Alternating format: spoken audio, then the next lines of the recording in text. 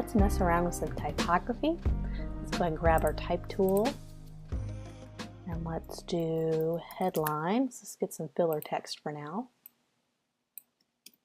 And I think I have this on a Railway font, Railway Black, perfect. And so what I want to do is I love it when type interacts with the photo somehow. So it almost makes it look 3D. So you notice how it's in between layers. So right now it's you have this is interacting with this. It just looks really neat. So let's play around with something like that. Let's see what we can do. So let's first come up with our headline. Let me think of a headline and get our copy all loaded, and then we'll make it all come together. So I have some basics of my headline, a new level of clean. So let's balance this type out a little bit. So maybe this doesn't need to be black because maybe a level of clean, maybe clean is the word that needs to be highlighted, so that'll be bigger. So let's make a new much smaller. Let's try thin, a new level of, and this may not need to be big either. Now let's make that smaller. So we're just playing around with typography at this point. A new level of clean, and maybe this is really large, right? That's what we really want to focus on. Let's go to our paragraph options. Just going to recall my paragraph panel and character panel. I'm going to reduce the spacing between the characters a little bit. Maybe not that much, maybe -25. Make that tighter. And let's definitely have this going maybe right there. So then we'll need to adjust this. And let me make that a little thicker. And let's make the spacing on that thicker as well. So I think I have my character panel called up here. Let's have some dramatic spacing between the characters. Let's do 900, see what that looks like. Let's make it a little bit smaller.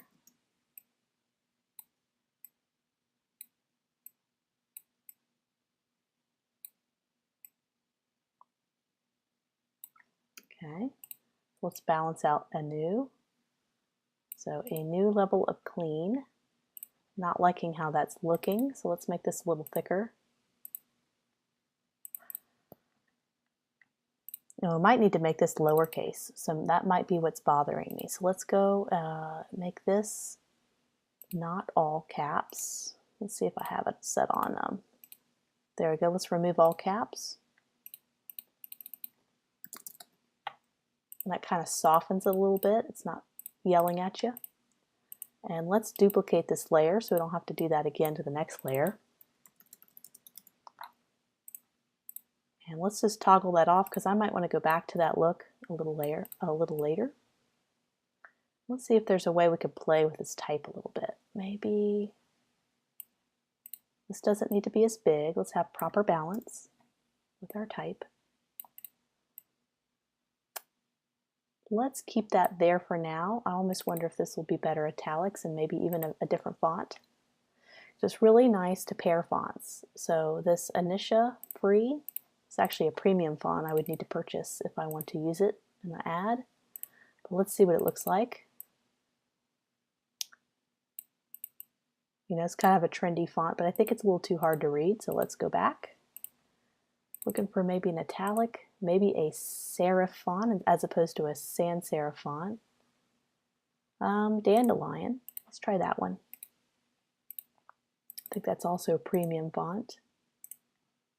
Kind of a similar modern look, but it's a little more readable. So I think that pairs nice. A nice script with a nice, bold, simple sans serif font. So that's nice font mixing. Let's make that even bigger.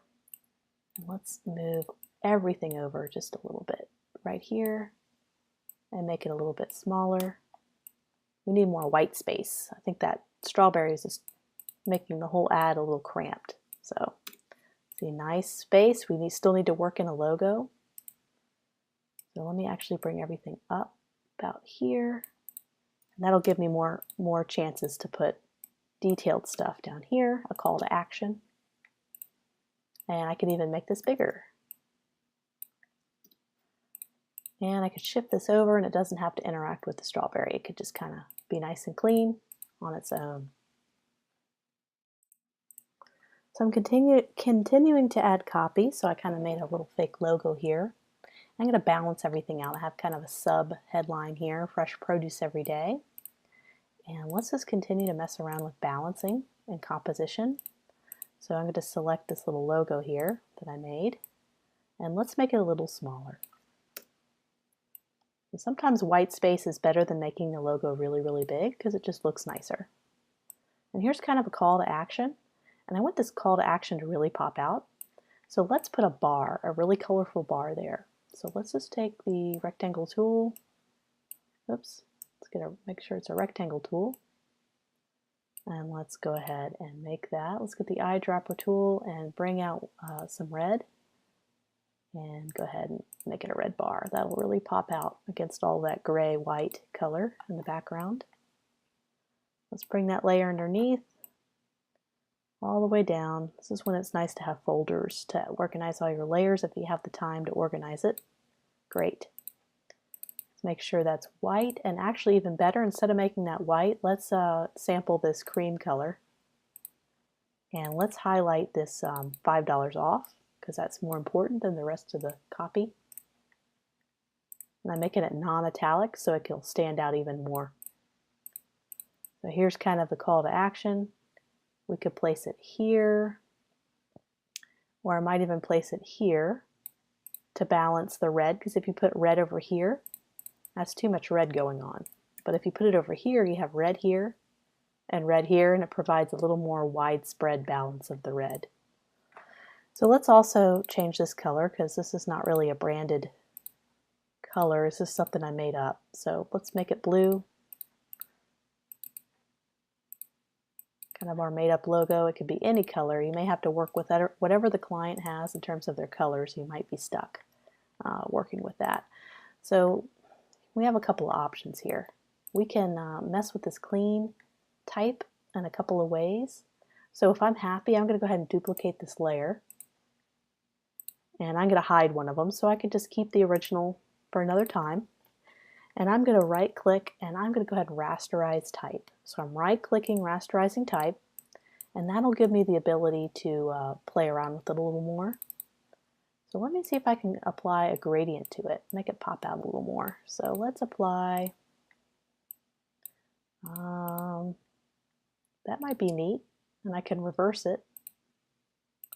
Go back and edit this color, maybe take this red color, bring that over, and drop this one off and make this a little darker. There we go. Add a drop shadow to our type, make it blurry, reduce the opacity, make it really subtle. That could be too much red going on in the design. We could bring out green colors here. So we can go in and bring out this green of the leaf, because you associate green with clean, right?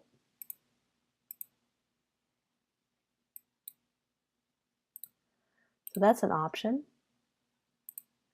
We'll keep that one on the table. Maybe bring my C a little bit over here. Bring this type over here, a new level of clean.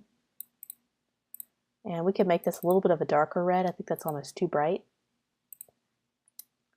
Ooh, that blue looks nice with the logo. That could be something we keep. But you got to keep with that red because that's kind of the theme. But I'm a little scared of being too Christmassy with green and red put together. So let's rethink this a little bit.